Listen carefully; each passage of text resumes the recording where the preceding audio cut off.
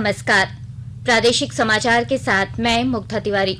पहले मुख्य समाचार। राष्ट्रपति रामनाथ कोविंद ने शिक्षक दिवस पर झारखंड सहित अन्य राज्य के शिक्षकों को किया राष्ट्रीय पुरस्कार से सम्मानित। कहा, शिक्षा प्रणाली के जरिए बच्चों में देश प्रेम की भावना को मिले बल। प्रधानमंत्री 26 सितंबर को आकाशवाणी से साझा करेंगे मन की बात। लोग 24 सितंबर तक अपने विचार भेज सकते हैं नमो ऐप या माईगॉव ओपन फोरम पर। देश में राष्ट्रव्यापी टीकाकरण के तहत कोविड टीके लगाने का काम जारी। अब तक 68 करोड़ 46 लाख से अधिक लगाए जा चुके हैं कोविड के टीके। और टोक्यो पैरालंपिक में भारत ने 19 पदक जीतकर रचा इतिहास। राष्ट्रपति, उपराष्ट्रपति, प्रधानमंत्री और खेल मंत्री ने दी विजेताओं को बधाई। और अब समाचार से पहले एक जरूरी संदेश। देश भर में 18 वर्ष से अधिक आयु के सभी लोगों के लिए सरकारी केंद्रों में निःशुल्क टीकाकरण अभियान चलाया जा रहा है। हमारे युवा श्रोताओं से अपील है कि वे कोविड रोधी टीका जरूर लगवाएं और दूसरों को भी इसके लिए प्रेरित और सहयोग करें। कोरोना महामारी के प्रति आप कोई भी लापरवाही न बरतें, क्योंकि कोरोना अब भी हमारे लिए बड़ा खतरा बना हुआ है। जब तक आवश्यक न हो, घर से बाहर न निकलें और इन आसान उपायों का पालन करें। मास्क लगाएं, 2 गज की सुरक्षित दूरी बनाए रखें, बार बार हाथ धोएं और चेहरा साफ रखें। कोविड से संबंधित जानकारी और मार्गदर्शन के लिए राष्ट्रीय हेल्पलाइन काम कर रही हैं। इनके नंबर हैं 011-2397-8046 और 1075। इसके अलावा राज्य हेल्पलाइन नंबर 104 डायल कर समस्या का त्वरित समाधान लिया जा सकता है। और अब समाचार विस्तार से। राष्ट्रपति रामनाथ कोविंद ने बच्चों के सर्वांगीण विकास पर बल दिया है। आज शिक्षक दिवस पर डॉक्टर सर्वपल्ली राधाकृष्णन को याद करते हुए उन्होंने कहा कि वे जाने माने विचारक थे और समूचे विश्व में उनकी विद्वता का सम्मान किया जाता था। राष्ट्रपति ने कहा कि बच्चे की योग्यता और पृष्ठभूमि को देखते हुए ही उसकी शिक्षा पर ध्यान दिया जाना चाहिए। शिक्षकों को इस बात का विशेष ध्यान रखना चाहिए कि प्रत्येक विद्यार्थी की क्षमता अलग होती है, उनकी प्रतिभा अलग होती है, मनोविज्ञान अलग होता है, सामाजिक पृष्ठभूमि व परिवेश भी अलग अलग होता है। इसलिए हर एक बच्चे की विशेष जरूरतों, रुचियों और क्षमताओं के अनुसार उसके सर्वांगीण विकास पर बल देना चाहिए। किसी भी समाज में निहित प्रतिभा के संयोजन की प्राथमिक जिम्मेदारी शिक्षकों की ही होती है। एक अच्छा शिक्षक व्यक्तित्व निर्माता है, समाज निर्माता है और राष्ट्र निर्माता भी है। राष्ट्रपति ने कहा कि शिक्षा प्रणाली के जरिए बच्चों में देश प्रेम की भावना बलवती होनी चाहिए। शिक्षकों का कर्तव्य है कि वे अपने विद्यार्थियों में अध्ययन के प्रति रुचि जागृत करें। संवेदनशील शिक्षक अपने व्यवहार, आचरण व शिक्षण से विद्यार्थियों का भविष्य संवार सकते हैं। विद्यार्थियों को ऐसी शिक्षा प्रदान करनी है जो ज्ञान पर आधारित न्यायपूर्ण समाज के निर्माण में सहायक हो। हमारी शिक्षा व्यवस्था ऐसी होनी चाहिए जिससे विद्यार्थियों में संवैधानिक मूल्यों तथा नागरिकों के मूल कर्तव्यों के प्रति निष्ठा उत्पन्न हो, देश के प्रति प्रेम की भावना मजबूत बने तथा बदलते वैश्विक परिदृश्य में वे अपनी भूमिका के बारे में सचेत रहें। श्री कोविंद ने देश के 44 श्रेष्ठ शिक्षकों को वर्चुअल माध्यम से राष्ट्रीय पुरस्कार से सम्मानित किया। पुरस्कार प्राप्त करने वाले हर शिक्षक के बारे में लघु चित्र भी दिखाया गया। राष्ट्रपति रामनाथ कोविंद ने झारखंड के पूर्वी सिंहभूम के शिक्षक मनोज सिंह को राष्ट्रीय पुरस्कार से सम्मानित किया। इधर झारखंड सरकार ने भी झारखंड एकेडमिक काउंसिल के द्वारा आयोजित राज्य स्तरीय शिक्षक सम्मान समारोह में 7 शिक्षकों को सम्मानित किया। इनमें साहिबगंज जिले की डॉक्टर रानी झा, रामगढ़ जिले के सुरेंद्र प्रसाद गुप्ता, दुमका जिले के डॉक्टर सपन कुमार, लातेहार जिले की रूबी बानो, पूर्वी सिंहभूम के सिंपल शर्मा और खूंटी जिले के शिक्षक मोलेन जींदन बहा आइन शामिल हैं। राज्य स्तरीय पुरस्कार में माध्यमिक शिक्षकों को 20,000 नकद पुरस्कार, शॉल एवं प्रमाण पत्र से सम्मानित किया गया।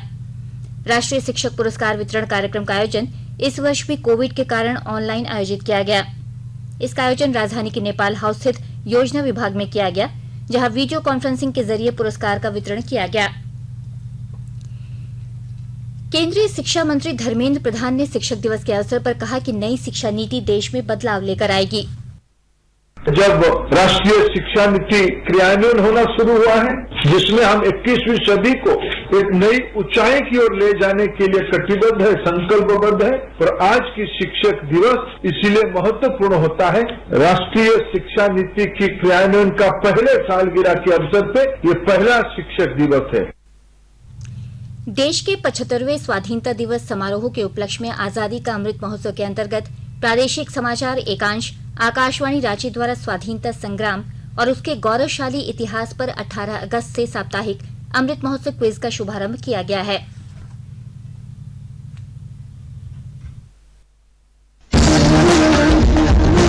आजादी का अमृत महोत्सव।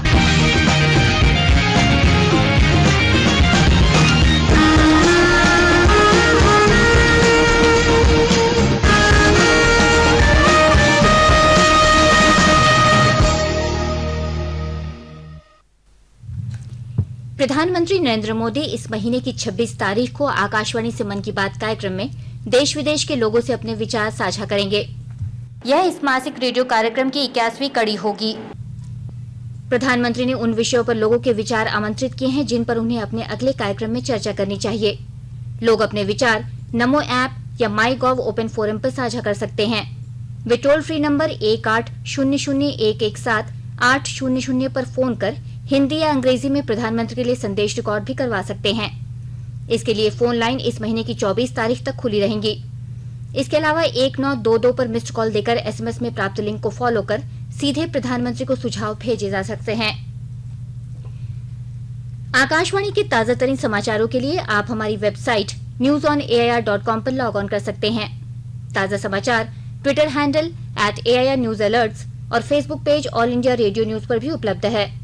आप प्रादेशिक समाचार एकांश के Twitter handle @AIR News_ Ranchi और फेसबुक इंस्टाग्राम पेज तथा YouTube channel AIR news Ranchi पर भी हमारे बुलेटिन सुन सकते हैं।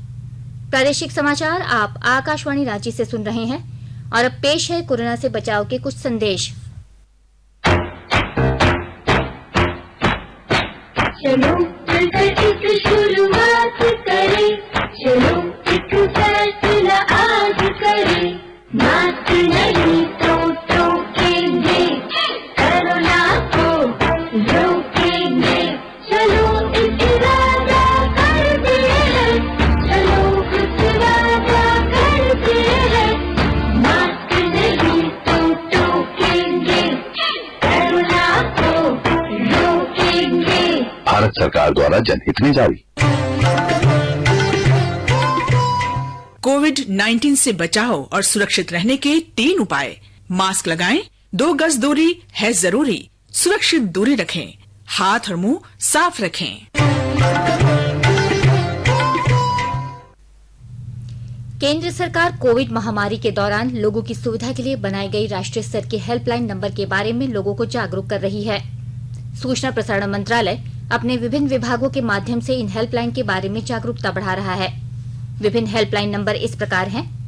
कोविड संबंधी सवालों के जवाब देने के लिए स्वास्थ्य और परिवार कल्याण मंत्रालय की हेल्पलाइन है 1075, राज्य हेल्पलाइन नंबर है 104, महिला और बाल विकास मंत्रालय की चाइल्ड हेल्पलाइन है 1098, वरिष्ठ नागरिकों के लिए सामाजिक न्याय और अधिकारिता मंत्रालय की हेल्पलाइन है 14567, मनोवैज्ञानिक सहायता के लिए राष्ट्रीय मानसिक स्वास्थ्य और तंत्रिका विज्ञान संस्थान निम्हांस का नंबर है 0804-611-0007, आयुष कोविड परामर्श हेल्पलाइन नंबर है 14443 और my gov WhatsApp app help desk number है 9013151515। राज्य के वित्त मंत्री डॉक्टर रामेश्वर उरांव ने कहा है कि प्रदेश में प्रदूषण नियंत्रण बोर्ड प्रदूषण को रोकने में सक्षम नहीं है। बोर्ड एनओसी देने और उसे रोकने मात्र का काम करने में जुटा है, जबकि बोर्ड का मुख्य काम प्रदूषण नियंत्रण होना चाहिए। देश में राष्ट्रव्यापी टीकाकरण के तहत 68 करोड़ 46 लाख से अधिक कोविड टीके लगाए जा चुके हैं। स्वास्थ्य और परिवार कल्याण मंत्रालय ने बताया कि कल 71,61,000 से अधिक लोगों को टीका लगाया गया। मंत्रालय के अनुसार कल 38,000 से अधिक मरीज स्वस्थ हुए। स्वस्थ होने की दर 97.42% है। अब तक 3 करोड़ 21 लाख से अधिक रोगी स्वस्थ हुए हैं। कल 42,000 से अधिक कोविड के नए मरीजों की पुष्टि हुई। वर्तमान में 4 लाख से अधिक संक्रमित रोगियों को इलाज चल रहा है। अब तक 53 करोड़ 82 लाख कोविड नमूनों की जांच की जा चुकी है। कल 17,47,000 से अधिक नमूनों की जांच की गई। रांची जिले में आज 53 केंद्रों में कोरोना के वैक्सीन दिए गए। शहरी क्षेत्र के अंतर्गत 30 केंद्रों में 11,470 और ग्रामीण इलाकों के 23 केंद्रों में 13,550 लोगों को कोविड के टीके लगाए गए। ग्रामीण क्षेत्रों में कोविशील्ड की डोज दी गई। वहीं रांची शहर में कोविशील्ड के 6,980 और कोवैक्सीन के 4,990 डोज दिए गए। पिछले 24 घंटे में झारखंड के विभिन्न जिलों में 9 पॉजिटिव मरीजों की पहचान की गई। इनमें पूर्वी सिंहभूम जिले के 1, हजारीबाग और साहिबगंज जिले के 1 तथा रांची जिले के 6 मरीज शामिल हैं। वहीं 16 लोगों ने कोरोना को मात भी दी। इधर धनबाद में एक संक्रमित की मौत होने की सूचना है। सरकारी आंकड़ों के अनुसार अब राज्य में 133 एक्टिव केस बचे हैं। अब तक राज्य में 3,47,933 पॉजिटिव मरीजों की पहचान की जा चुकी है, जबकि 3,42,660 मरीज स्वस्थ भी हो चुके हैं। सिमडेगा जिला पुलिस अवैध गांजा की धरपकड़ के लिए विशेष अभियान चला रही है। और ब्यौरे के साथ हमारे सिमडेगा संवाददाता।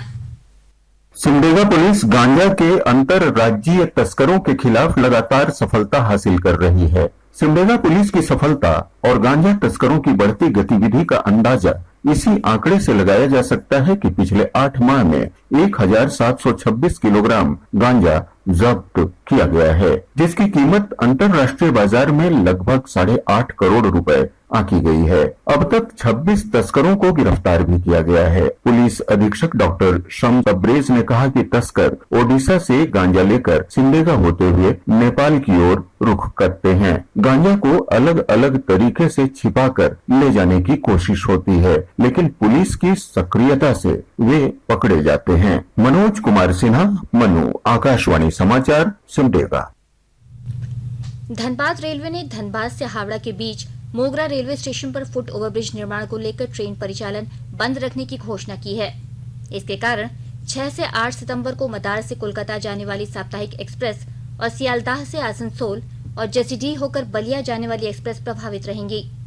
ट्रेन परिचालन दिन के 11:45 से दोपहर 2:45 तक प्रभावित हो सकती है। रांची के हटिया क्षेत्र में रहने वाले लोगों को इस बार गर्मी में राशनिंग का सामना नहीं करना पड़ेगा और उन्हें नियमित रूप से जलापूर्ति की सुविधा मिलेगी। इस बार हटिया डैम में जलस्तर पिछले 10 साल में पहली बार 32 फुट तक पहुंच गया है। डैम की भंडारण क्षमता 39 फीट है। पेयजल विभाग के इंजीनियरों का कहना है कि अभी सितंबर की बारिश बची हुई है। अच्छी बारिश हुई तो डैम पूरी तरह भर सकता है। इससे अगले वर्ष मई जून में यहां से होने वाली पानी की राशनिंग की नौबत नहीं आएगी। हर दिन जलापूर्ति की जाएगी। कैचमेंट एरिया के आसपास खेती बढ़ेगी और हरियाली निहारने के लिए यहां पर्यटकों की संख्या भी बढ़ जाएगी। आपको बता दें कि रांची स्थित हटिया डैम से राजधानी के एक बड़े इलाके में जलापूर्ति की जाती है।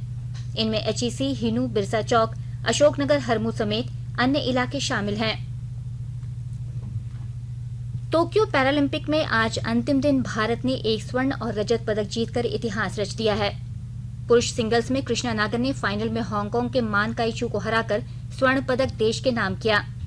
इससे पहले गौतम बुद्ध नगर के जिला अधिकारी सुहास यथिराज ने रजत पदक जीता। भारत ने 5 स्वर्ण, 8 रजत और 6 कांस्य सहित कुल 19 पदक जीतकर अपना सर्वश्रेष्ठ प्रदर्शन किया है।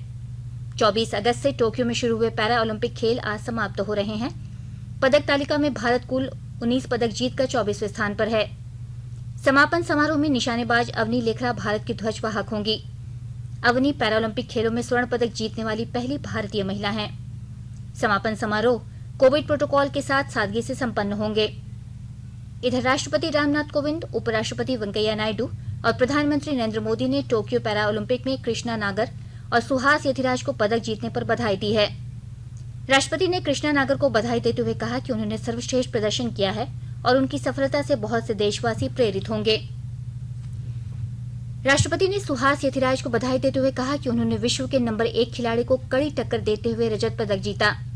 खेल मंत्री अनुराग ठाकुर ने पदक विजेताओं को बधाई देते हुए कहा कि यह हमारे लिए गर्व का क्षण है। श्री ठाकुर ने कहा कि वर्ष 2016 में 19 प्रतिभागियों ने हिस्सा लिया था और आज 19 पदक जीते हैं। अंत में मुख्य समाचार एक बार फिर। राष्ट्रपति रामनाथ कोविंद ने शिक्षक दिवस पर झारखंड सहित अन्य राज्य के शिक्षकों को किया राष्ट्रीय पुरस्कार से सम्मानित। कहा, शिक्षा प्रणाली के जरिए बच्चों में देश प्रेम की भावना को मिले बल। प्रधानमंत्री 26 सितंबर को आकाशवाणी से साझा करेंगे मन की बात। लोग 24 सितंबर तक अपने विचार भेज सकते हैं नमो ऐप या माई गॉव ओपन फोरम पर। देश में राष्ट्रव्यापी टीकाकरण के तहत कोविड टीके लगाने का काम जारी। अब तक 68 करोड़ 46 लाख से अधिक लगाए जा चुके हैं कोविड के टीके। और टोक्यो पैरालंपिक में भारत ने 19 पदक जीतकर रचा इतिहास। राष्ट्रपति, उपराष्ट्रपति, प्रधानमंत्री और खेल मंत्री ने दी विजेताओं को बधाई। इसके साथ ही आकाशवाणी रांची से प्रादेशिक समाचार का ये बुलेटिन समाप्त हुआ। नमस्कार। घर में रहिए, सुरक्षित रहिए और सुनते रहिए आकाशवाणी।